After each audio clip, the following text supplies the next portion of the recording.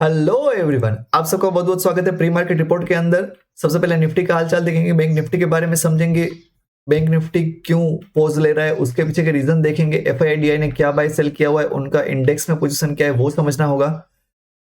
FII ने index और option के अंदर क्या पोजीशन बनाई हुई वो देखेंगे, सेक्टोरल आउटकम समझेंगे, वर्ल्ड मार्केट का एनालिसिस करेंगे, देखेंगे कि हमारे पास आगे वर्ल्ड मार्केट कैसे रिएक्ट कर सकते हैं।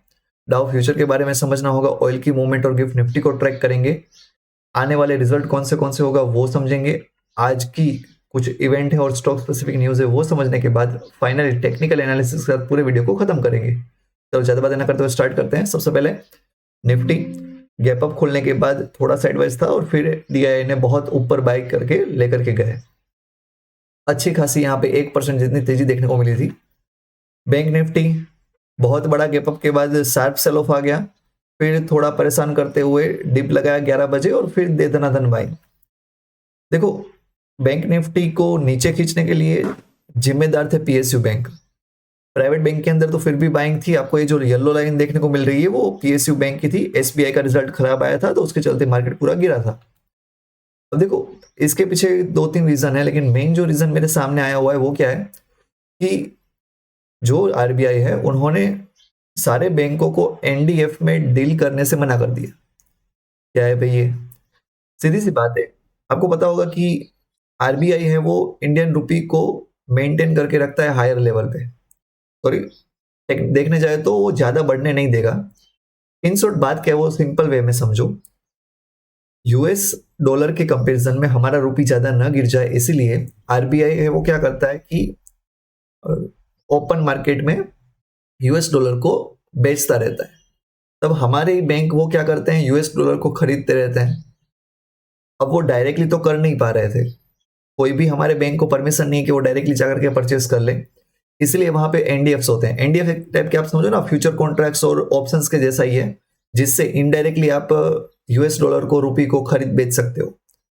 अब ये करने से भी मना कर दिया। इससे होगा क्या, बैंक का जो पोर्टफोलियो है, बैंक की जो पोजीशंस है, वहां पे उनको लॉस शो होना स्टार्ट हो जाएगा। मतलब अब अगर मान लो कि रुपी है वो 84 85 पे जाएगा, तब ये जो हमारे बैंक थे, local bank, H D F C, S B I, ICICI bank, इन सबको दिक्कत खड़ी हो सकती है। इसीलिए बैंक निफ्टी वो उतना ऊपर नहीं भाग रहा है। अब ध्यान से देखो, एफआईआई ने यहाँ पे 550 करोड़ का बेचा हुआ है, डीआईआई ने आकर के 600 करोड़ जितना खरीदा हुआ था। इंडियन रुपी देखो, इसीलिए जाते जाते बहुत ऊपर क्लोज हुआ था। ये एक बार के लिए डिप तो लगाया, लेकिन फिर रिकवरी आ गई और यहाँ पे अभी 83.23 पे क्लोज हुआ है। और ऊपर नहीं जाना चाहिए वरना हालात हमारे और बिगड़ेंगे।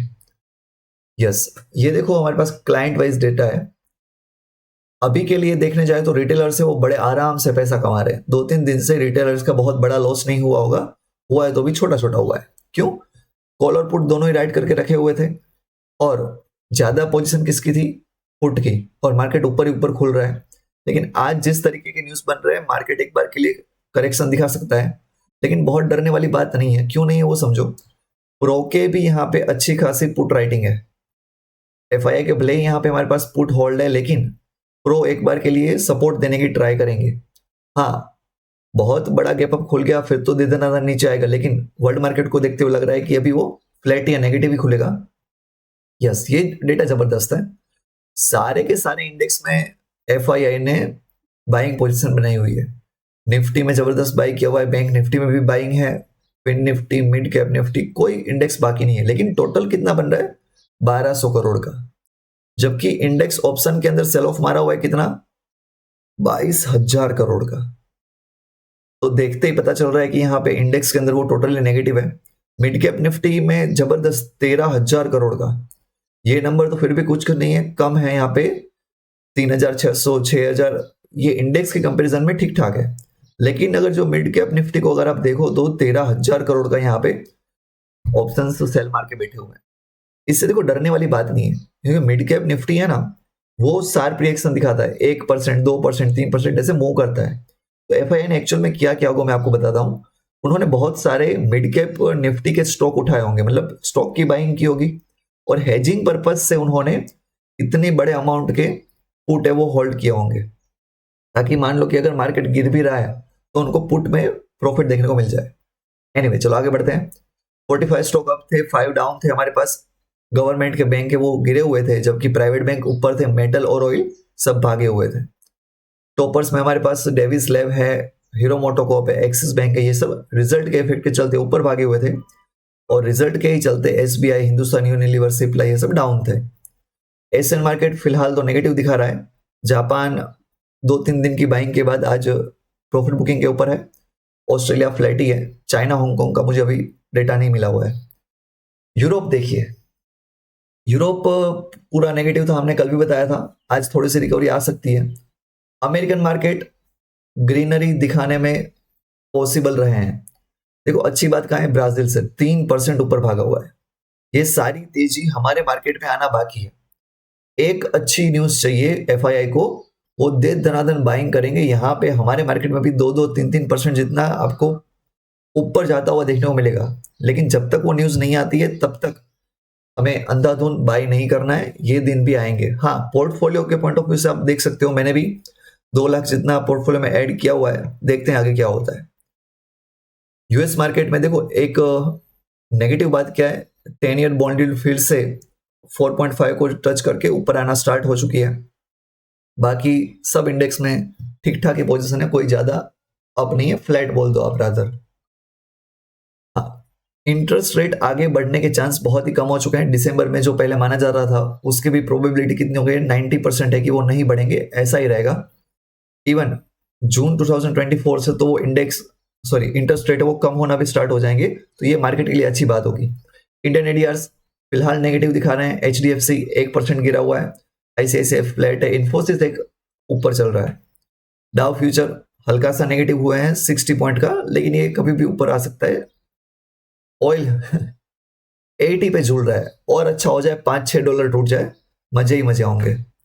गिफ्ट निफ्टी फ्लैट दिखा रहा है, इसी वजह से हम मना करते हैं कि कैरी फॉरवर्ड नहीं करना चाहिए। अगर हाँ आपकी हेज पोजीशन है और सेलिंग की साइड है तो ठीक है कि आपको प्रीमियम मीटिंग मिल जाएगा। लेकिन बहुत दिनों से गैप अप खुल रहा था तो लोगों ने कॉल आज होल्ड कर लिया होगा। बहुत सारे रिजल्ट आने वाले हैं, लेकिन सब उतना मैटर नहीं करेंगे। पावर ग्रिड है, श्री सीमेंट है, हमारे पास आईआरसीटीसी है, क्रिस्टल का है, दीपक नाइट्रेट, अपोलो टायर्स, तो इन सब के अंदर आपको मूवमेंट देखने को मिल सकती है। आने वाली इवेंट क्या है वो समझ लेते हैं हम थोड़ा सा। आज 2 इंपॉर्टेंट इवेंट है, सुबह सुबह कोई हो गई, एक चाइना सी और दूसरी ऑस्ट्रेलिया की। ऑस्ट्रेलिया के अंदर हमारे पास इंटरेस्ट रेट डिसीजन होगा और चाइना का बैलेंस ऑफ ट्रेड है। यस देखो, एक ऑटो सेक्टर से नेगेटिव न्यूज आई है कि हमारे पास 7% की सेल्स में हमारे पास डिक्रीमेंट देखने को मिली है। एफआईडी का डेटा आता रहता है, अक्टूबर के अंदर नवरात्रि वगैरह भी था, फिर भी उतना हमको नहीं देखने को मिला सेल, तो वो नेगेटिव बात है। इतने यूनिट कम हुए हमारे पास, 3.5 लाख यूनिट है वो, उनकी नेगेटिविटी आई हुई है। लेकिन देखते हैं अभी क्या होता है लास्ट ईयर के कंपेरिजन में। आज की कुछ इंपॉर्टेंट इवेंट देख लो। जापानीज का हाउस होल्ड और चाइना का ट्रेड डेटा आने वाला है अर्ली मॉर्निंग में, हमारा मार्केट खुलने से पहले। तो इन दोनों इंडेक्स को देखना, जिस तरीके से वो मूव कर रहे हैं हमारे मार्केट पे ऐसा कर सकते हैं। उसके बाद देखने जाए तो जर्मनी का डेटा आने वाला है इंडस्ट्रियल प्रोडक्शन का 12:30 बजे, और हमारा मार्केट खत्म होने के बाद नाइट में यूएस के कुछ डेटा है, ट्रेड डेटा हो गया, उनके फेड के कुछ मेंबर्स आकर के स्पीच देंगे, और ईआईए का एनर्जी आउटलुक है। तो इन सब के ऊपर हमारे मार्केट की हिलचाल रह सकती है। यस, टेक्निकल एनालिसिस हमने कल के वीडियो में डिस्कस किया था, तो इसको भी टाइम वेस्ट नहीं करते हैं। Fine, that's all in this video. Please like, share, subscribe. Thanks a lot.